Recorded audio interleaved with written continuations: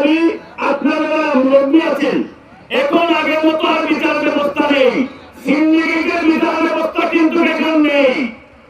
আমাদের সরকারের যেই পূর্বের যে গুপাত যেগুলো ছিল, 16 ফিট 22 ফিট রাস্তা ছিল, যেই সকল রাঘব দ্বারা দখল করেছে, আপনারা সম্মিলিতভাবে প্রতিহত করবেন।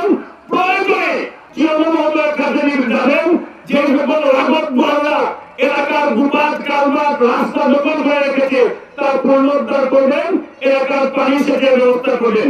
আমি একটি কথা বলবো, আমি যেই দল করি সেই দলের প্রতিষ্ঠাতা হচ্ছেন শহীদ প্রেসিডেন্ট জিয়াউর রহমান। আপনারা জানেন তিনি একটি খাল খনন কর্মসূচি করেছিলেন, সেই খাল খনন কর্মসূচি কিন্তু বিলুপ্ত হয়ে গেছে। খাল খনন কর্মসূচি যদি প্রত্যেকটি গ্রামগঞ্জে থাকতো তাহলে পানি নিষ্কাশনের ব্যবস্থা ভালো হতো, পানি নিয়ে এই ফিতনা ফেসাদ হাঙ্গা দাঙ্গা মারামারি সৃষ্টি হতো না।